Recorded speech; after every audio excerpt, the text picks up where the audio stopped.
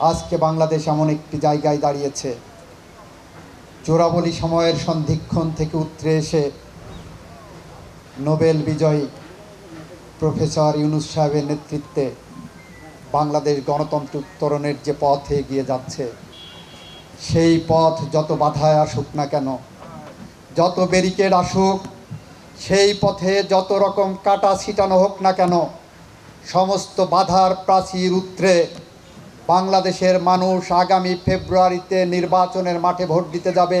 এটাই বাংলাদেশের মানুষের সামাজিক চুক্তি, এর কোনো ব্যত্যয় হবে না। এই নির্বাচনকে ভণ্ডুল করতে, বাংলাদেশের গণতন্ত্র উত্তরণের পথে বাধা হয়ে দাঁড়াতে এসে যদি কোনো খুনি গোষ্ঠী সামনে দাঁড়ায়, আমাদের বাংলাদেশের জনগণ তার সমুচিত জবাব দেবে আইনসঙ্গতভাবেই। সাংবিধানিকভাবে সরকার পরিবর্তনের সমস্ত পথ যখন রুদ্ধ হয়ে গিয়েছিল, তখন জুলাই বিপ্লবের শহীদরা তাদের জীবন দিয়ে সেই হাসিনা সরকারকে পালিয়ে যেতে বাধ্য করেছে।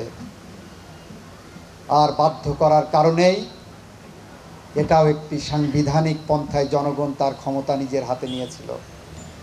জনগণ তার ক্ষমতা নিজের হাতে নিয়ে রাজপথ থেকে ডিক্টেট করেছে তার প্রধান উপদেষ্টা কে হবেন, রাজপথ থেকে ডিক্টেট করেছে তার প্রধান বিচারপতি কে হবেন, রাজপথ থেকে ডিক্টেট করেছেন বাংলাদেশ কিভাবে শাসিত হবে, বাংলাদেশের আগামী সরকার কিভাবে গঠিত হবে, কোন প্রক্রিয়ার মধ্য দিয়ে নির্বাচন হবে। এইগুলো কিন্তু আমাদের রাজপথের ডিক্টেশন থেকে এসেছে।